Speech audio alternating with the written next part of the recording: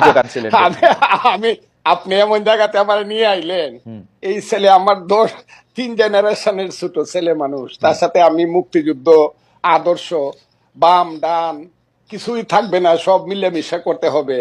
শুধু এদেরকে নেতা ওরা বুঝবে কয়েকদিন পরে।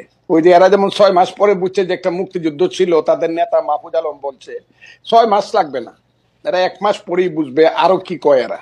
আমি কথাটা বলে দিলাম, বাবারা তোমরা ভালো থাকো। কিন্তু একটা না কথা ভাই, আমরা তোমাদেরকে বলি, চেয়েছিলাম যে হচ্ছে যদি যদি আসলে যদি হচ্ছে তাদেরকে রাজাকার আলবদর মনেই হতো, তাহলে 14-18 যখন তাদেরকে ধানের শীষ তুলে নিলেন, তখন কেন আমার ফজল ভাই আরে প্রতিবাদ করেনি? আমি তোমার বাবা, তোমার কথার সময় আমি কোনো কথা বলি নাই, তুমি একটু শুনো। কারণ তোমাদের আমি এই প্রথম একজন মহান নেতার সাথে বসলাম, তোমাদের মতো যারা একদম বিপ্লব করছো।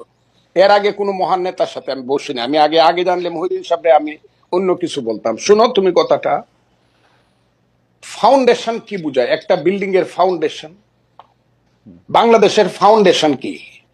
বাংলাদেশ নামটা কিভাবে হলো? কিসের মধ্য দিয়ে বাংলাদেশ? এটা তো নামটা ছিল পূর্ব পাকিস্তান, এটা বাংলাদেশ হলো কেমনে? তুমি 47-কে বলতেছো আজাদির যুদ্ধ। আজাদির যুদ্ধ তো 52 সনে শেষ হয়ে গেছে। 52 সনে আইসেই তো স্লোগান হয়ে গেল আমার মায়ের ভাষা কেড়ে নেওয়া যাবে না, যখন পাকিস্তানিরা পাঞ্জাবিরা আমাদের ভাষা কেড়ে নিতে চাইলো।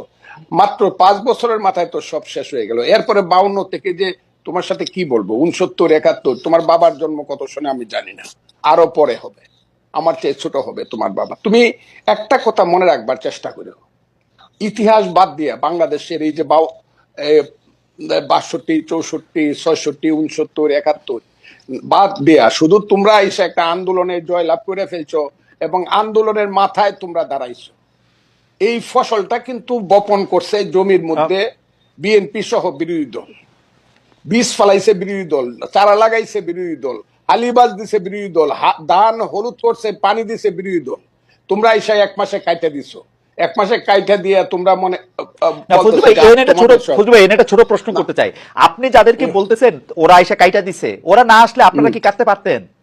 একদম একদম, হয়তো বা আরো 15 দিন পরে হইতো, আরো 1 মাস পরে হইতো, কিন্তু হতো না। কে বলছে হয় নাই? একদম, কারণ জিনিসটা তো একদম পাকা ছিল তো। 17 বছর হয় নাই। এইটার উপায় আমি তাদেরকে অসংখ্য ধন্যবাদ দিব, মাথা নিচু করে একদম। আমি আমার সন্তানদের প্রতি অনেক বেশি শ্রদ্ধা জানাবো যে তারা এই নেতৃত্বটা দিছে। কিন্তু এর অর্থই না যে এই যে 15 বছর যাবৎ বিএনপি সহ সমস্ত বিরোধী দল শত শত হাজারে হাজারে জেল খাটছে, লাখে লাখে মামলা খাইছে, শত শত গুম হইছে, এই সব বাদ দিয়া এই সন্তানেরা যদি বলে তারাই সব করে ফেলছে, তাইলে তাদের সাথে আমার কথা তারা পরে বুঝবে। ফজল ভাই, আমি একটু আপনার কাছে হাত জোর করে বলি, ওরা তো এটা বলতে চায় না যে ওরা সব করছে। ওদেরকে ওরা যখন না, আপনি দেখেন, ওরা যখন বিএনপি কে সরকারে আসতে বলছে, বিএনপি সরকারে আসে না, ওরা কি করবে? বিএনপি সরকারেও আসবে না, ডিস্টার্ব করবে, তো কেমনে হবে? মাসুদ আমার সন্তানের মতো। আমি যখন ছাত্রলীগের প্রেসিডেন্ট 80 সনে, ওই সময় কিন্তু ও জন্মগ্রহণ করে নাই। আমি 80 সনে ছাত্রলীগের প্রেসিডেন্ট, 83 পর্যন্ত এরশাদ বিরুদ্ধে আন্দোলনের আমি প্রধান নেতা। যেদিন জয়নাল, জাফর, মুজাম্মেল, কাঞ্চন, দীপালি শাহ, আমি প্রধান নেতা, আমি একা বক্তৃতা করছি। এগুলো তো এদেরকে বলে লাভ নাই তো এইসব কথা। তুফাইল আহমদরা কারা, শাহ মুয়াজ্জেমরা কারা, নূরে আলম সিদ্দিকা মুক্তিযুদ্ধ কারা করছে? এরা কি আন্দোলন সংগ্রাম করে? এরা কি আন্দোলন করে কইছে আমাকে মন্ত্রিসভায় নেও আর আমার কথায় রাষ্ট্র চলবো? এরা তো গিয়ে এখন গ্রামে গ্রামে বৈশা থাকে, ওই যে সমন্বয়কের নামে জেলায় জেলায় কি করতেছে তারা।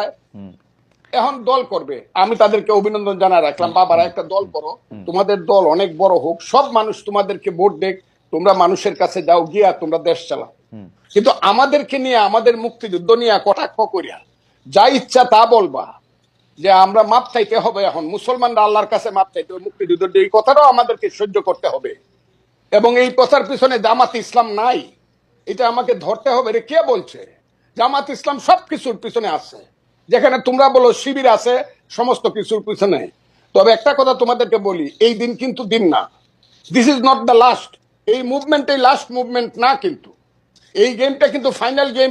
তোমরা যেটা বলতেছো may not be final game in the history, এটা সেমিফাইনাল, ফার্স্ট রাউন্ডও হইতে পারে। না কিন্তু কাজে তোমরা যে কিন্তু ফুলু ভাই আপনি কি ওদেরকে বেনিফিট অফ ডাউট দিবেন? ওরা তো এটা প্রত্যাহার করলো, এবং কেউ তো আজকেও হান্নান মাসুদ ওই লেখার কথা আপনি বলতেছে, আজকেও হান্নান মাসুদ বলতেছে যে ও শাস্তি দাবি করে যে লেখক এই লেখা লিখছে, ও দাবি করে যে এডিটর এটা দেখা দেখে নাই সেটা, এটা তো ওর অবস্থা না অনেকের অবস্থা। কার কাছে দাবি করে? জামাতের কাছে। শাস্তি কি জামাতের মতো একটা মেথডিক্যাল দল, এটা ক্যাডার ভিত্তিক দল, তো 1 সেকেন্ড লাগে শাস্তি নিতে। জামাতের নিছে কতদিন হয়েছে? আপনি তো নিছে না নেয় নাই নেই তো, বরং জামাত শিবিরের সেক্রেটারি যে, আমি আপনাকে কি বলবো, না ফজলু ভাই, সভাপতি যে ফজলু ভাই যেভাবে আমি হেলালের সাথে তর্ক করছে, আজিজুল বাড়ি হেলালের সাথে, হ্যাঁ। মুক্তিযুদ্ধ যে সঠিক ছিল না, এটা কি ছিল, এইসব কুকথা আকথা বা ওই যে কুযুক্তি, আমি তো এই ছেলেদের সাথে আলাপ করতে না না, রাজি না আপনি তো। ছেলেদের সাথে আলাপ করেন, আপনার কথা বাংলাদেশের সবাই শুনতেছে, এই মুহূর্তে 13,000 জনের বেশি এতে লাইভ দেখতেছে।